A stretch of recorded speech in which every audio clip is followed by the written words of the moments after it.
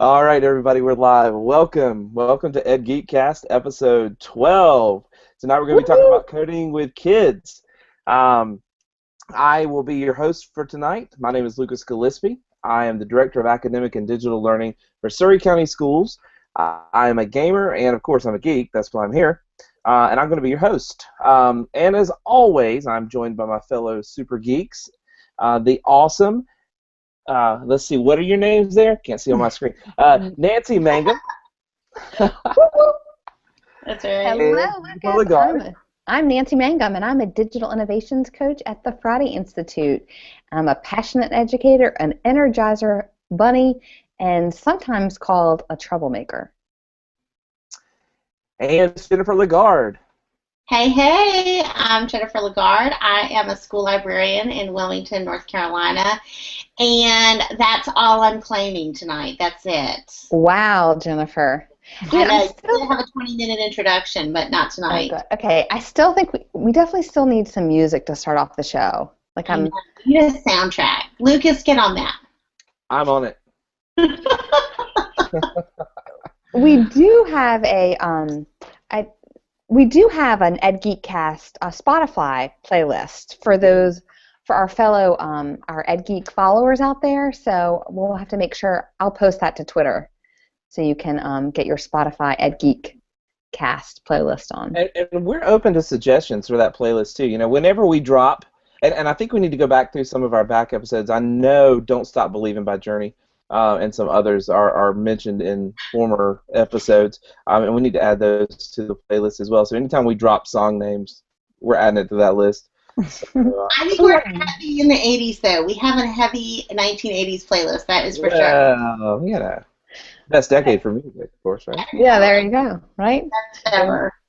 Well, hey, y'all, don't forget, we have somebody else here with us. We do. Hello. Oh, we do.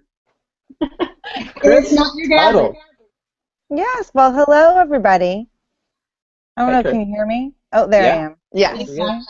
Hey, Chris. I'm very excited to be part of this EdGeekCast with all you guys. I'm coming from Raleigh, North Carolina. Yay, we're so excited to have you. Yay! And Chris, tell us a little bit about yourself.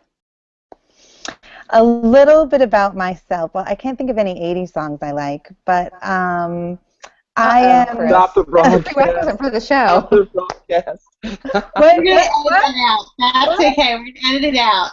A Yankee fan and doesn't like the 80s. I don't know how it happened. No, I do like... I just can't think of it. I'm more of a 90s.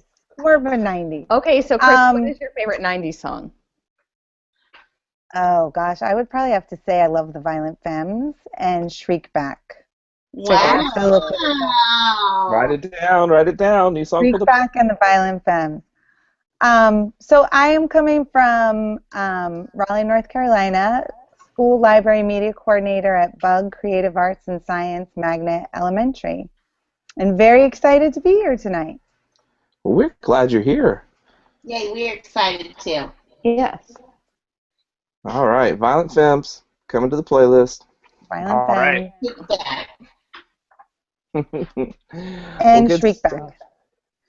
So each episode, we want to one, get to know our viewers out there in cyberspace. So we usually put a question out there, and we invite everybody who's watching to share via Twitter what their answer to that question is, and just tag it with hashtag EdGeekCast, all one word.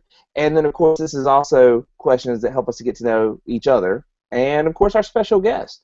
So tonight's question is, because this is an EdGeekCast, and I'm sort of always suggesting that maybe it needs to be a little geekier, but tonight's special question is, what is your favorite childhood video game? Go. Nancy. Oh, my favorite childhood video game. Okay, well, I loved Pong. That was maybe my first, early on favorite. I think that was, before. And then I became obsessed with Donkey Kong.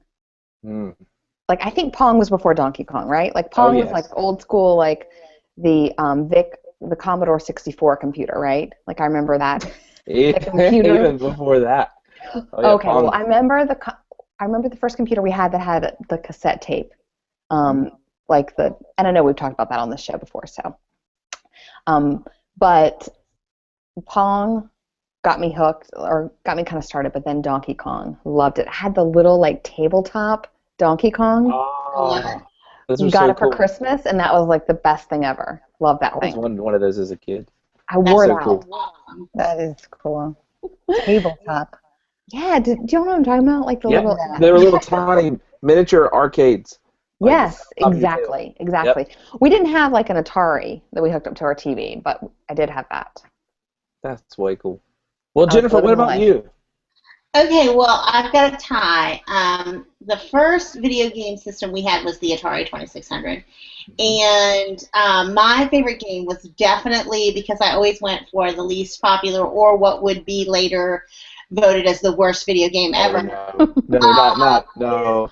Alien, the Alien video game, which was like Pac-Man, except not as fun, I guess. But I loved that game so much and spent many, many late hours playing Alien on my Atari 2600 until I mastered it. I found the game much more fun than the movie, I have to say, at that young age. But because nothing exploded out of anyone's stomach or anything like that. But then our first Nintendo. It was right around the time there were like video stores cropping up, and you could go rent your VHS tapes, right? And you could also rent video games for your Nintendo system. And there was a game at our local. I don't even know if it was a Blockbuster or what the name of the video chain store was, but they had a game, and this is going to make me sound really nerdy, called The Adventures of Tom Sawyer, where you essentially drove your raft up the river and tried to get by alligators. Nice. I love that game so much. That's awesome. We would rent that game over and over and over again, and the guy would just be like, they would just look at us like, what in the world are you people doing? But we save our $3 and go rent it for 2 nights and stay for like 48 hours straight, trying not to get eaten by an alligator. The software developer, they're looking at their sales number. They're like, we're not selling any copies of this game. There's this one store, and they keep renting it out. We don't understand. No, I know. well, since you had a tie, I'm going to take a tie on this one as well. I had an Atari 2600 growing up, but then I did most of I played that quite a bit, but really got into the gaming stuff with the Commodore 64 as well. And the Commodore 64 had a lot of these obscure titles that you kind of, they were awesome then, but they kind of have faded into memory and that kind of thing. But one of them was called Mail Order Monsters, and it was this really cool game where you get these monsters, and you would fight them in this arena against other computer-controlled players, and then as you won, you get to modify your monster and give them new abilities and new mutations and things like that. It was a really cool game. And then fast forward a little bit to the Game Boy, and I got Final Fantasy Adventure, and which was sort of a side story, I think, in all the Final Fantasy stuff. I'm not a pro at the lore in the background, but really cool game. Got totally hooked on it, and actually played that all the way to completion. It's one of the few games that I've actually just played all the way to the end. A lot of fun. Spent a lot of time staring at a little pixelated screen, so it was a lot of fun. So, Chris, tell us about your favorite video game. Well, I'm like Nancy. I started with Pong, and then I transitioned to Frogger. Yeah. Frogger. And then Millipede and Centipede were my 2 addictive games. The rolly ball thing, and just love it. Oh, I loved. I wish I could buy one. Like, I would get one for my house. Because I really don't think there's anything like now. You know, my kids play the Wii and stuff, but there's nothing like those old school games, the arcades. Yeah. You know, and using those. So definitely Millipede, Centipede, my 2 favorites. That's cool. Awesome. Well, Alicia Ray is saying that her, from Twitter is saying that Mario Brothers was Oh, Mario an Brothers, old yeah. Nintendo, the Mario Brothers. And she said you got to blow in the cartridge when it wouldn't work. Sounds like what I'm having to do my iPhone now. That worked too. I know, right? Yeah, little did we know we'd still be blowing on our iPhone. Mine's so. It's time to get rid of new phone. What game system had the Mike Tyson knockout? That was Nintendo. Oh, I Nintendo love that Entertainment game System. too. yeah. Love that Oh game. yeah. Mm, Mm-hmm. fun. Oh yeah. Good call, Alicia. Yeah, That's thank you. Thanks for sharing. Which reminds us, Lucas, anybody else listening out there, use the hashtag EdGeekCast, and we will get your questions for Chris, and we will also share your stories. Yeah, absolutely. So yeah, we'd love to hear from you.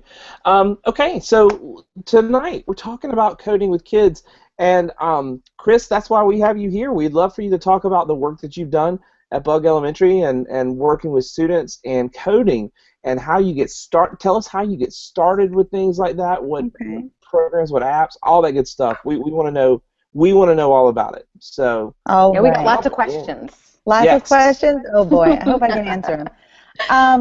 Well, I started it, started as an after-school program, and really started because of Fian, my son, my 10-year-old, just yesterday turned 10, and I'm at Bug, and we're a one-to-one iPad school for grades 3 through 5, and I was looking for something that the kids could be creating, not consuming, and that they could see real world application, and trying to get them to think about I could do some computer programming as a job, as a career, and seeing Fian working with Minecraft and knowing that when you put something down in front of the kids, they're so quick to be able to create and do things with it. So that kind of inspired me initially. And, when I started my program at school, I didn't think I'd have a lot of interest. And I thought, well, if I get 2 or 3 kids, Fian will want to do it. And, maybe I can get a couple other geeks that'll, want to do programming and understand what it is. And I ended up having to close the class because I had so many kids interested in it. Wow. That's awesome. So it was really exciting to think that, the kids were hungry for it. They wanted to be able to learn how to program and do some neat things and develop some things that they could use in their classrooms. Because I really wanted to take them to the point of them being empowered learners and saying to their teachers, here's what I can do with this iPad. Here's how I can design a game or a lesson for review, or to take my learning even further than just sitting and doing a review game that's already created. So thinking about the problem solving, critical thinking, all those 21st century skills, coding just lends itself to that. Being able to sit down and start coding and figuring it out and being frustrated and having to start again or figure out a different way around the problem is what it's all about. And the kids have really, really taken off with it. So much more than I thought they would. We started with some simple apps like Lightbot, CargoBot, Move the Turtle, Daisy the dinosaur, that kind of thing. All right, hold on, Chris. You just said about sorry. I went. No, I'm no, sorry. no. That's awesome. Well, hold on. Before you start talking about some of the apps that you started with, can I ask you something? Was it? You said you had to close the club. Did the kids just? Did you do a lot of advertising? Did they know what coding was when they first came to you, or did you just tell them you get to make games, and so they were all excited about it? They didn't know a lot about it. And, at Bug we have Student University, which is an after-school program. So we advertise our programs of what they could do after school. So they could choose from, basketball club and soccer and an art class, a cooking class, that kind of thing. So I advertised a little and put up a big picture of an iPad and an iPhone, and that kind of enticed them. You know, hey, would you like to design your own app and things like that? And that got them interested in it. Definitely. Chris, were you worried at all that like elementary kids or elementary students wouldn't be able to do it? I mean, you know, a lot of people think, no. oh, you have to be like middle and high school to do this. No, because, you know, I feel like, I mean, and especially having my own elementary student, they are so much smarter than I am. You know, I mean, I don't know what else to say. You know, I show them, I'll say, here's this app, and I'll know, you know, the minimum or the basics about it, and then the kids take it and run with it. I mean, they really do surprise you, and you know, in an elementary age especially, it's so much about inquiry-based learning, and they're little sponges. Mm-hmm. So they want to learn, and they want to show you that they're capable. Chris, let me ask a question, because you did mention a few apps, and I know we're going to put those in our show notes, right? Yeah. So, everyone who is able can look at the show notes after the show. We'll post those so you can get links to those. But I'm curious as to like what it looks like. You know, like what is a problem or a question, or what is the task that you give the students, or do you have them think of their own task, or what does it look like? You know, I mean, even if I download this app on my iPad, then what? What do the kids do? What do you have them do? Yeah. At first, you know, with Lightbot and CargoBot, which are two pretty basic ones, I use those to just get them to understand you can control this app. It's not going to like tell you what to do. You need to tell it what to do, to get them in the mindset of, okay, I'm in charge of this, and if I don't do it this way or that way, it isn't going to work. I have to solve the problem. And then we moved on to Hopscotch, which again was them kind of dragging and dropping and solving. But when it really exploded for us was when we found the app called Game Press. And that you know, once we found that one, which was about, you know, I started this last year not knowing anything, and you know, putting feelers out and saying, what can I do with elementary? Because there wasn't a lot, you know, for elementary kids. So when we found Game Press, we played around with it. We did I did 3 tutorials with them. And then I said, you need to create a learning game, something that you're going to be able to go back to your teacher and say, I can use this to show you what I know, so to extend my learning, and I can use this for kids in the class that need review. So the kids designed those games, and you know, and they took it so much farther than I would have ever anticipated, because I mean, they were able then to show that they had a grasp and an understanding of the curriculum, but not, you know, oh, it's just one more thing. Oh, you know, you already have it, so go sit in the corner and read a book, or, you know, go do because that's what we do, right? Extra. You know what I mean? Yeah. You know, like, I think that sometimes it's easy. You're already at a level 3. Go on. Yeah, you're already there, so I don't know what else to do there. I love that cognitive process, though, of asking them to think about, all right, how do I learn? How would I learn best? What would help me if I wasn't understanding? We don't engage kids enough in that process, and I just love that in addition to the logical thinking that the coding requires kids to do, that it also gets them to think about their own learning. That's awesome.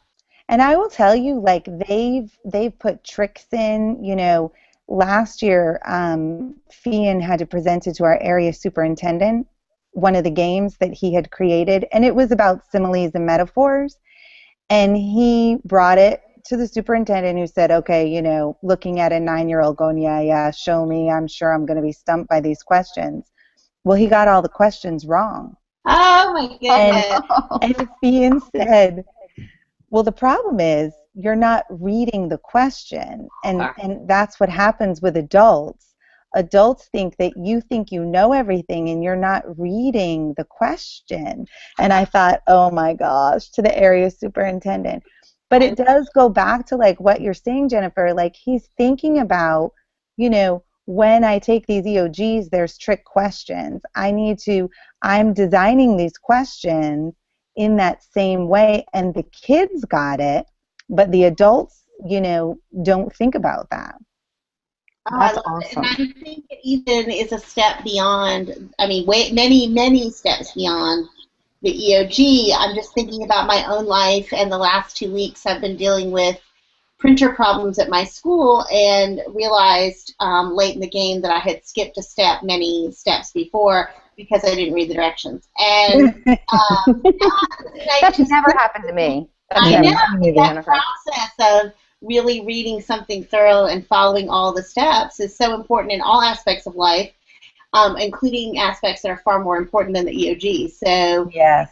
I just think that is so awesome. I think that's wonderful, and I love that he sort of got the area superintendent. That is so cute.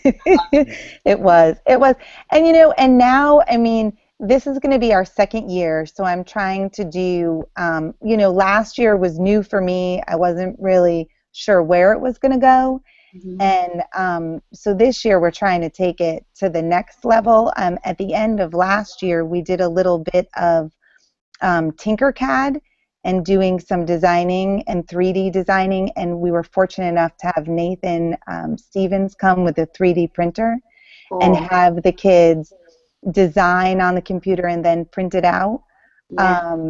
So that was great. We had a couple kids even over the summer go to Youth Digital here in Raleigh and take some additional classes, and then Fian over the summer.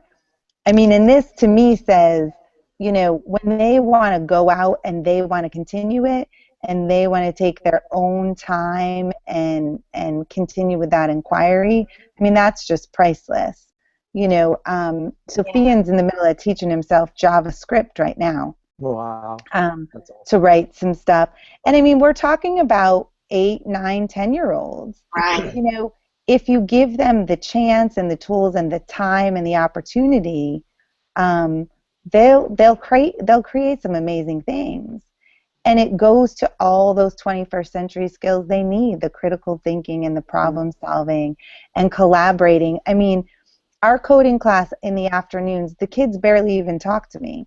They're talking to each other, you know. I can't figure out how to do this. How do I add this? I want it to do this. What should I do? I mean, that, you know, you can't get that in a paper and pencil test, you know. That's just true 21st century skills. That's awesome, Chris. Yeah. So, Chris, you talked a little bit about, you started with Lightbot, CargoBot, and Hopscotch, and then you said you kind of, things really took off as you went into GamePress. Yes. So is that kind of what you'd recommend if someone was going to start this, especially with younger students, kind of starting with those and then moving into the GamePress? Yeah, and I would say, you know, you can even start it with kindergartners. I focused, we worked on 3rd, 4th, and 5th grade last year. This year, I'm looking at doing a possible K2 and then doing a 3-5. And so with the kinders, you can use, you know, Daisy the dinosaur, you know, getting them to understand that I can control this, I can problem solve and figure this out. Definitely the Lightbot and then CargoBot, just to get them that basic understanding. And then Hopscotch is great even in a math class because Hopscotch has got a lot of graphing and things that you can do. They're all free except for Lightbot now is $2.99, but CargoBot and Hopscotch and GamePress are still free. You know, so you can still not put a lot of money into it and be able to do some great things with them. The other one, Tinker has an app out too that's also good for the younger kids, and then has within it you can purchase, you know, do the in-app purchases for some other things. But I would definitely go in that direction. This year we're trying to we're going to move on to creating an app. So we're looking at using Apps Bar. I don't know too much about it. I've been messing around with it, but that's our next goal of having the kids actually create an app for their classroom that their parents can actually use to get information about their classroom. Wow, that's cool. Oh, now did they come up with that project idea? You know what, we talked about it and talked about, like, they all want to create game apps.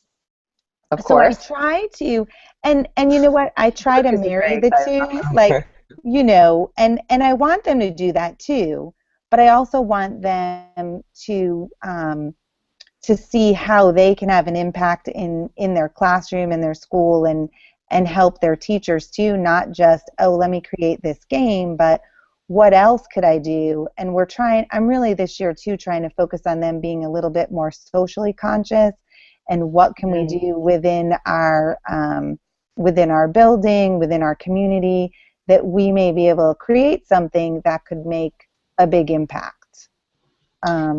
Chris, maybe you can marry both of those things, and once you've created your app, maybe there can be a system where the teacher who has the most parent contacts through the app levels up in some way, or parents who finish certain tasks, then they unlock another part of the app. Yeah, that's a great idea. Elements within the app, so the kids can include some of the gaming things that they're really excited about, but it can still serve the purpose that you're looking for in terms of connecting your community to your school. Yeah, that's a great idea. Yeah. Chris, would you mind mentioning just for a second a little bit about Bug Elementary, just about your population?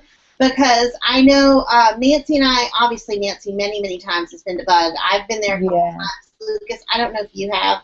But I think it would be really easy for those listening at home to think that everyone at Bug has all the resources they could possibly ever need. And I just would like you to explain a little bit about your population so that folks listening can know that this can work with just about any student population. Yeah, absolutely.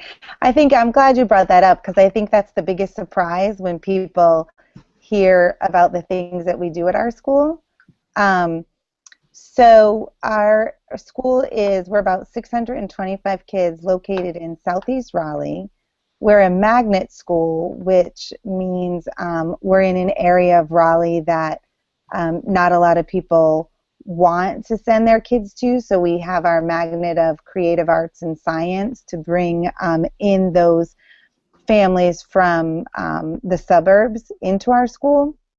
We used to be a much more diverse population, but now we are predominantly about 99% African American. We're a Title I school, so we are currently at about 72% free and reduced lunch. We have a lot of, especially this year, a lot of foster care issues, homelessness that we deal with. We have a lot of custody issues. We have in the past struggled with a lot of behavior issues. We don't have that as much anymore, because I think we've worked really hard to create engaging programs for the kids. And I think that our iPad initiative has made a huge impact on our kids' learning. We work really hard on identifying the students' multiple intelligences, and the kids have a clear understanding of their multiple intelligences and how they best learn. So we spend a lot of time looking at ways to differentiate and best meet the needs of each learner based on that. So it is possible. I don't teach in a school in suburbia where everybody's dropping off their kids in their SUVs and parents are in volunteering. We have a very difficult time getting parents involved and and volunteers to come. Right. So it is amazing. I think that when you walk into Bug, I think that's the biggest surprise is people look and think, wow, if you can do it here, we can do it where we are, because it is possible. I mean, they're all full of potential. I love it. So Chris, I'm sorry, Lucas. No, it's okay.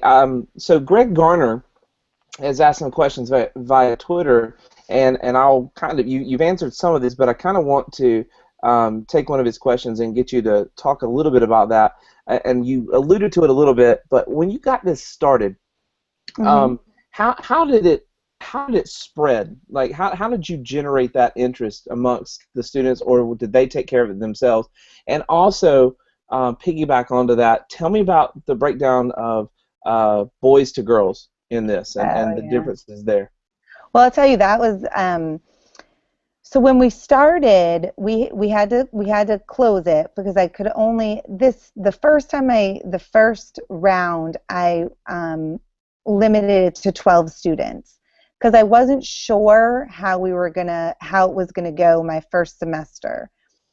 I was surprised that we ended up with more than 12 students interested in it, and once the kids started talking about it, because we're a one-to-one iPad school, my kids would come to the after-school program with their iPads, and of course I would load the apps onto their iPads. Well, then they would go back to their classrooms and talk about it. So, wow, I'm doing this in this after-school class, and then kids would come into the media center and say, hey, I saw this app on, Fian's iPad. Can you put it on mine? I want to try to do something like that. Can they show me how to do a game? So I ended up actually doing a lot of lessons in the media center, not, in addition to the after-school program. And I took those kids in the after-school program as my as my student leaders, and said, all right, you can take this small group of kids during your media time and work with them on showing them how to do the app and starting to create it. As far as boys to girls, I had the initial start last fall. I had 12 students, and I had 4 girls. So I was really excited about that. I also spent a lot of time in my media classes kind of talking about coding and doing a little bit of coding with the kids in all the classes when the hour of code happened, and I did all that, and then said, if you're really interested in this, you should sign up for my spring semester, and then ended up with another, I think that one I ended up saying, all right, I'll open it up to 20 students, and so I did a coding 1 and a coding 2. And I had my first initial group of kids help me with the coding 1 class. I love how you're creating those built-in mentors. Yeah. And giving them those leadership roles. That's awesome. And it just empowers them, and a lot of the kids are some of those behaviors, some of those kids that are having some challenges in the classroom because they're done with their work. They want to do something on their iPad, and the teacher is, well, what should I have them do? And, and empowering them to say, you need to say to your teacher, here's what I could do to show you what I know. Here's something that I could create that would be beneficial. Because, what teacher doesn't like some kids doing some of their work for them? If they could create some learning games or doing something like that, it would be great. And in this year, our student university hasn't started yet. We've been a little. They're trying a couple different things this year, so we don't start till October 22nd. But I've already had kids coming in and saying, I'm ready. I'm signing up for coding. And then those kids that were in it last year going, we're ready for the next level to create those apps we talked about. Awesome. So it's been so much more than I ever thought possible. Well, Chris, you've talked a lot about the iPads. Do you know if these apps are available if you don't have an iPad or an iOS device? I do. I have a couple computers in the media center. Not many, but we use also Scratch has been one that we've used on the desktops. Tinker is another one, and then Code Academy, Code Academy, and I put all these in the show notes too.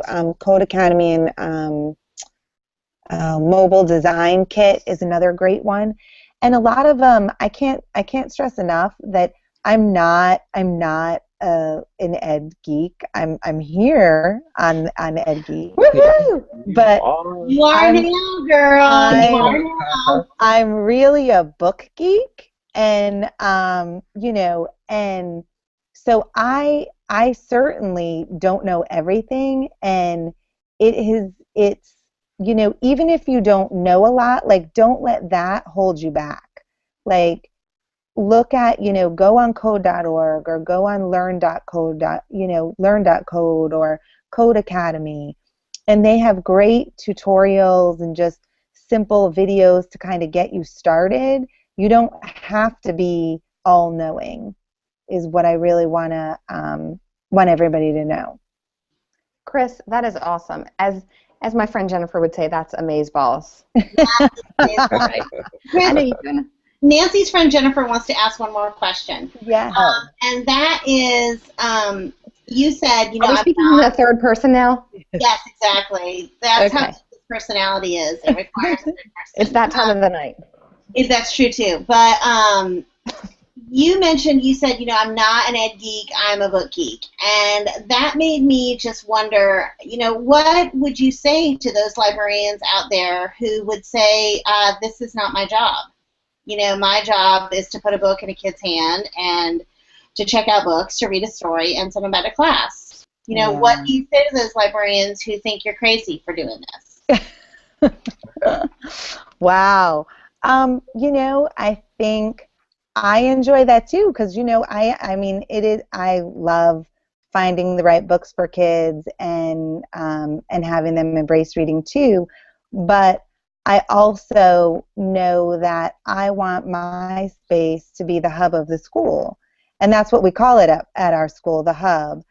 And that means that, I want it to be a place where the kids can explore, and, as a librarian, I'm not only interested in giving them books, but I'm interested in them, exploring in that inquiry-based learning and deciding, what do they want to learn and how can I best meet those needs. But mostly I'm on a fixed schedule. You can work around it. I work around that with centers and different things that the kids can explore and use. Whether you have an iPad or you don't, there's plenty of things that you can do within your space to engage those 21st century skills. Because it's about where we are now, and you can't be, I love my librarian in elementary school. She had a bun, she had the cute little glasses, and and she found me all my books. Jennifer, do you have a bun? I should have worn my bun today. I have a new character in the library called Bee, an author, and Bee is a little old lady that comes out to visit the kids. I love it. We also have Read a Book a Day, who's a hip hop, really cool character. But Oh, wait, what is her name again? Her name is, wait for it, Read a Book a Day. That is awesome. Yes. So I need some pictures of these. I will post some pictures. Rita's very cool, and Be an Author is Karen Paul, and she is my media tech assistant who does a great job. But I would say, Jennifer, though, going back to, I visited a lot of libraries where it's quiet and the kids are compliant for sure. They're sitting and looking at their books, or in some case, reading their books. But learning to me is noisy. You know, teaching is and learning should be noisy and engaging, and the kids should be able to be in a space where they feel free to explore and wonder. And I think a library should be that. You know, in their classrooms, their teachers are confined to so many, you know, assessments and testing and all these things where they don't have the opportunities to explore and wonder and become lifelong learners. And I think that that is my purpose, for them to be able to explore anything they want in the library. Oh my gosh, I love it awesome. so much. I need to give you an amen, girl. I know. I want to make a GIF. Lucas, I'm giving you another task. I want to make a GIF of Chris saying I'm on a fixed schedule over and over and over again, because I love that Chris says that, and it's not to point out a barrier as to why she can't. It's a look what I'm doing, and I'm on a fixed schedule. So get with the program. I love it. I love it so much. You know, I think you have a choice. You can say, like you said, Jennifer, it can be a barrier, and you can say, oh my God, every time my kids come in, you know, all I have time to do is for them to check out books. I choose to look at it as, oh my gosh, I get to see every child in this school, and I impact every child every week, and you can't say I don't, because they're in my space every week. You are awesome. Do you know you're awesome? No, but thank you. Well, I hope you do, because that is awesome. And Really students at Bug are really so lucky to have you. And I'm just so excited that you're here tonight to share and just to inspire others, because you're doing incredible things. Thank you. I'm going to speak about it at NCLSMA as well. Oh, what is that? That is, Jennifer, when is that? That's like 2 weeks? 2 weeks. 2 weeks. Something or other, yeah. Mm-hmm. Yeah. So that's October 10th, right? 10th? That sounds right, yeah. For our worldwide listeners, yes, that is the North Carolina Library Media Association. Mm-hmm. Right. Salem. I'm going to look up the dates just so I can be 100% sure. And all my NCSLMA people are like, oh my God, Jennifer is getting this wrong. Nice. Well, Chris, you have really given us a lot of great things to think about, and it kind of leads us into our next segment of the show, which is our Edu Awesome segment. Each week we talk about some things that we have seen that have inspired us, and like I said, you have definitely inspired us. But somebody else who has been, I'm going to go in and start with my Edu Awesome. Like, Lucas, I'm just totally taking over tonight. Like, that's all right. Go for it. Because, but I just want to tell you, so I want our friend Jennifer, our fellow EdGeek, to tell us about some of the inspiring things that have been happening in her media center. Because for those of you who may or may not know, Jennifer has gone back to a high school media center this year. And is Jennifer turning red a little bit? Like, I can't believe, am I embarrassing her just a little bit? Just a little bit, Nancy. But you are, Jennifer. You're doing such awesome things, and you need to be sharing them. So tell us a little bit about your transformation. And everything that I'm going to say is very low-tech, though, so it's geeky in a sort of MacGyver dumpster diving kind of way, as opposed to a technology kind of way, because we're barely one-to-one pencils at my school. But that's about it. But we're getting there. We're a work in progress, right? And my population is very similar to yours, Chris, but at a high school level. But hey, anyway, Jennifer, I just thought about this. Maybe Chris's kids could help you with your 3D printer that you've been having trouble with. Oh, they probably could. I need them to send some designs, and then we could print your designs in our printer, so we could show our kids how to use it. But Chris, you and I will talk about that. But one thing I really wanted to do was create a space that was welcoming and made it seem like, I don't know, that you might be welcome to come in there and sit and stay, you know, or just go in there for any amount of time, because the space has really been more about storage and about, storage, really, for a long time. Really about storage. So one of the things I did was I went to our district surplus warehouse where other schools send all of their old furniture and that kind of stuff because it's, in bad shape or whatever. But because I don't have any money, I went down there and did some dumpster diving and found 4 old sofas, one of which smelled really rank. But I got them to deliver them to my school, and it took a while, but some paint and a lot of elbow grease with a steam cleaner, and they at least were clean. They're at least clean, and they have some paint. And then I took some old tables and painted them as well, and I thought I was really, really clever because I Mod Podged the dictionary page for table onto the top of the table, and I'm just waiting for some student to realize that's what it is, and then that person will be my favorite person ever when that happens. And right away, even before they were cleaned, kids were like, oh my gosh, kids would come in and say, this place is so different, and really the only difference is that there was a place for them to sit down. That's really it. A dirty, disgusting, smelly place for them to sit down. That was it. And now in the morning, there's a horde of them, of high school kids who wait at the door for me to open in the morning, and they come in and they hang out. And it was so, it did my little heart so much good the other day when they were all hanging out on the floor, on the sofas, all trying to, through our guest wireless, download the app, the iOS update. They were all, how far short. They were all trying to do that.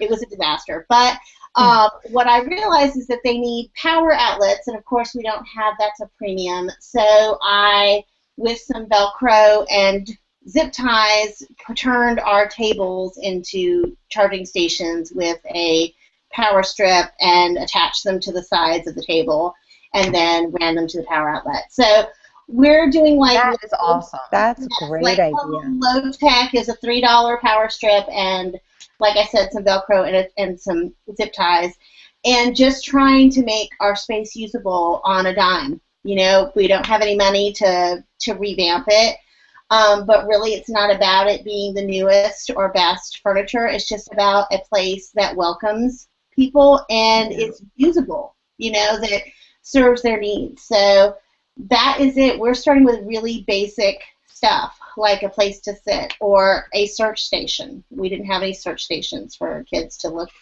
up material. Wow. So we're starting from the bottom, but we're getting there. Nowhere to go but up. That's exactly right. That's exactly right. So. Well, and Jennifer, I think it's so, you're doing this with really no budget, right? You went and found things, and I'm going to say, just on the off chance my principal is watching this, he has given me money. He really has. He has given me money, but I really want to spend that money on materials, and not on furniture, because if I spend it on furniture, I won't have any money left for materials. For whether they're digital or print or whatever, we need those resources. So I want to put the money that he's given me into that, and so I'm going dumpster diving for the rest. I love it. Whatever it takes. That's exactly right. That's awesome. Well, Lucas, you just want me to keep on going. Yeah, keep rolling. Right? I'm on a roll. Okay, well, so since we're talking about dumpster diving, I think we should move into our next segment, which is our toolkit. So, Lucas, do you want to start? I'd love to, Nancy. What is your tool for the week that you want to share? So each week, we do our utility belt because Batman had a utility belt, and so you got to have those tools to be ready to fight everything that comes at you. That's so right. The one I'm going to share actually is something that I came across this weekend, and I was really inspired by my daughter, who was kind of getting into reading comics, which that mission accomplished. So she just turned 10, and she has she got an iPad Mini for her birthday. Oh. And it was awesome. I want to come to your house, Lucas. Yeah, for real. Well, and the thing is, stop borrowing my iPad. So one way or another, we'll get that to happen. So she was kind of getting into comics, and I'm like, well, I don't know, exactly what she was reading the Guardians of the Galaxy comic stuff and all that. So I'm like, okay, there's got to be something out there. So I do a little searching, and lo and behold, I come across Marvel Unlimited. And so, yeah, so this is really cool. So Marvel Unlimited is a subscription service. It's not free, but it's if you read comics or you know somebody who does, or you want to get somebody into reading via comics, this is the way to go. It's like Netflix for comic books. Just the Marvel stuff now. DC needs to step it up and come up with their own product like this, but apparently they don't have it yet. So Marvel Unlimited, 15,000 plus titles out there. So like all the back issues of all the classic stuff all the way up. And they're adding stuff every day. They add new stuff to the catalog. And the caveat is you don't get the newest stuff. So like if an issue comes out today in a particular series, it'll show up in Marvel Unlimited 6 months later. Gotcha. So, but wow. I mean, oh my gosh, there's so much there to read. So like right now I'm reading The Astonishing X-Men, which was written by Joss Whedon, who did, the Avengers and Buffy the Vampire Slayer and Firefly and all that, and it is so awesome. And I'm just binge reading, just like I would binge watch something on Netflix. I'm binge reading comics, like next issue. And my daughter's starting to pick up where the paper copy of the Guardians of the Galaxy left off. She's picked up with that and has started reading the next issues after that. So it's just awesome. We're just like geeking out on comics here. How much is that? Oh, cost. So it is, the app is free. It's $10 a month unless you do like an annual subscription. And then I think it's like $70. That's cool. That's awesome. And it is all you can read. You can download copies for that. Oh no, absolutely not. Especially what they cost today. They're really expensive. So you can download up to 12 issues for offline reading. Or if you're connected to the internet, you can just read one right after the other. They even have this cool new feature now with some of the comics where they'll put audio in, and so you like this dramatic music as it goes through what they call like smart reading. I think it's smart reading, where it'll go from one frame to the next, and as the suspense builds in the comic, the music changes in the background. That's awesome. Yeah, really neat. I love that. That's cool. Yeah, Marvel Unlimited. Check it out. All right. Who's next? Nice. I can go next. That's fine. I got to see, have you guys gotten to see the Osmo yet? No. No. Okay. I saw one of these the other day, and it is so cool, and I really feel like I can't wait to see where they take this technology, but the Osmo is an accessory that goes with an iPad, and it works with any iPad from version 2 on up, so any iPad that has a camera. And there's a cool video that I'll link to in the show notes, but essentially it comes with a little stand, and you stick your iPad in the stand, and what it does is it puts the iPad at a specific level where the camera is pointed towards a flat desk or flat surface. It can be your desk, a tabletop, the floor, whatever, just a flat surface. And what it essentially does is you can do a number of things. It has, at this point, 3 games that you can play. One of them is a word game where the iPad will flash an image, and it comes with all of these letter tiles, and you spell out the word on your flat surface with the tiles, almost like Scrabble, and it recognizes once you've spelled the word correctly, and you get a point. And it has different like image sets, so you can go from really basic words to far more complex ones, and it depending on, and it's a leveling up thing, so you start with the most basic, and then you can move up, the ladder to more difficult words once you've mastered those. Then it has one that is, the tiles are just shapes, like you've got triangles, squares, that kind of thing, and it will put the shape, like a shadow of the shape, up onto the screen, and then you with your tiles manipulate them on the flat surface, and when you get the shape correct, then it will tell you, and then you move on to the next thing. And the initial ones give you a lot of help because all your tiles are different colors, and it will show you the colors. But the better you get, it'll start making the shape gray. So you have to just go by the size and try to figure it out. But my absolute favorite game with this is that you take a blank piece of paper and a regular pen, no special equipment needed, and it will basically on the screen drop balls and put a marker on the screen. And you on your paper have to draw the path to get the balls to hit the marker. And what you draw on your paper will appear on the screen, and you create the little path for those Jennifer, balls. I think you need to make a video demonstration of this. There is a video, and I will link to it in the show notes. It is crazy cool. And as it gets more difficult, then it will put like 4, 5, 6, 10 markers on the page, and you have to try to draw the path so that these things that are falling from the top will hit all of the markers. So, and you'll have to figure out the order. It's really cool. So it's called the Osmo, and it's $79. I guess that's the number we're hitting on today, Lucas. That's the number.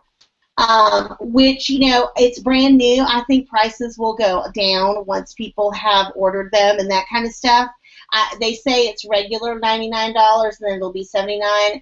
I think it's going to go down once there's more of them and people are ordering them. But I think it's really, first of all, I've played with it. It works flawlessly when I used it.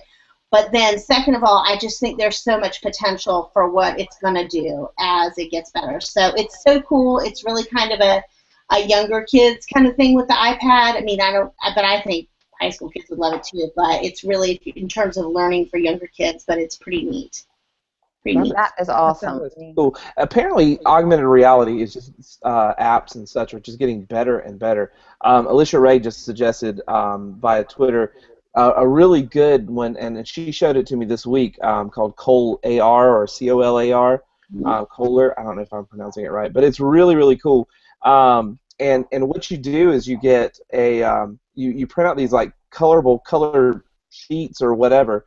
They're like coloring pages for kids, and as they color, once they're done coloring, you scan it with this, and it will create a 3D model of the little character, for example, like the little sheep kid or whatever, that has as the texture the actual coloring that the child did for the texture on the model, and then you can play games with it and stuff. It is so cool. We'll add that link to the show notes as well. I've seen that. That is awesome. It is so cool. Thanks, Alicia, for suggesting that. That is a lot of fun. So mine, I'll go really quickly because I know we're almost out of time, and I don't want to take up too much more time. I want Chris to be able to share. Mine is called Earth. Have you all seen this? Mm-mm. All right, here, I just posted it via Geeks.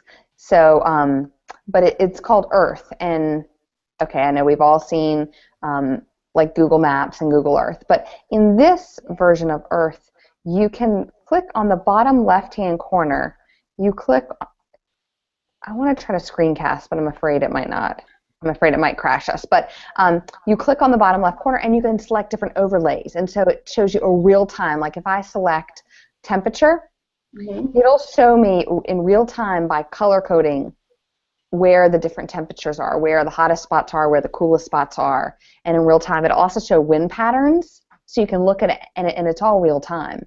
So you can see wind patterns, so it's really fascinating. My friend Darren Hudgens shared it with a group of educators that we were working with, and I just think it's really fascinating. Lots of different applications for this as you talk about whether it's in science class, is kind of the is kind of the natural tendency to talk about it, but you could also talk about it in other, I could see it in social studies, talking about patterns and movements and where do people habitate. Gravitate to, or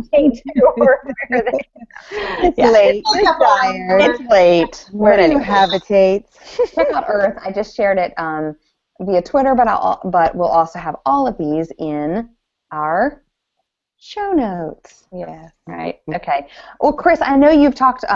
You've shared a few of your the great apps, the coding apps. But what else? Do you have another I would say the one that I'm excited about that I mentioned a little bit that the kids are going to create apps. So I'm really excited about Apps Bar, and that's through the computer, and you can create any the apps that you create are compatible with any device, completely free, and then you can in Apps Bar they'll like house the apps, but you can send it out, and just great tool. I've played around with it. It seems pretty intuitive and easy to use. Even an old librarian can do it.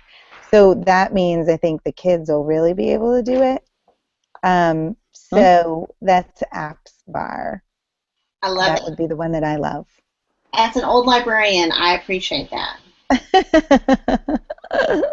That is awesome. Very cool. Very cool. Yeah. Well, lots of great. Yeah, go ahead. Nancy's in charge. Oh yeah. Sorry, I know. I just want to I only want to be in charge when I want to be in charge. That's fine. Well, thank you so much, Chris, tonight for sharing. Lucas started us out, but I'll close us out. So We're just so used to Lucas playing Minecraft during the show. Whatever. All right. You can't help it. It's second nature. Oh, One day I'm funny. going to host the entire show live. It's going to happen. Lucas, you're stuck with us. Yeah. We love you. All right, but Chris, thank you so much for talking to us and inspiring us tonight. We really appreciate you sharing your coding with kids and lots of great things to think about. And also, I just think it's awesome how you're not only just doing this, you're not only coding, but you're also, like you talked about, instilling those values and trying to get them to give back and see the bigger picture. And I think that's really awesome. So thank you. We appreciate you being on the show, and hopefully you'll be back. And I know you'll have some fans at NCSLMA. They've been tweeting about you, so they're excited to see you then. Oh, that's nice. Thank you. Thanks for having me. It was great. Chris, are you presenting any sessions at NC Slamma? I am. I'm presenting two, actually. I am doing, we do a Twitter chat on Sunday nights with 3 other NCLSMA emerging leaders. So we do hashtag NCTL chat. We're actually going to do a presentation on that and how we do it, and and find and what we've got out of that. And then I am also doing one on my own about making your media center the hub of your school. Love it. So I'm doing that one as well. Very and then, cool. Of course, I'll be following Jennifer around and listening to whatever she says. Yeah. Not if I'm following. Awesome. Well, thanks everybody for joining us tonight. Our next show will be October the 6th at 9 p.m. And stay tuned for what that show will be about. It'll be, we'll leave it up. We'll leave a little mystery behind that one for right now. But you can always follow us. Between now and then is essentially what you're saying, Nancy. Oh, was I that transparent? It's a little late. Okay. But follow us at EdGeekCast on Twitter, and we'll be sharing that information. We look forward to seeing you until next time. All right. Good night, everyone. Good night. Good night. Bye. Thank you, Chris. Thank you for having me.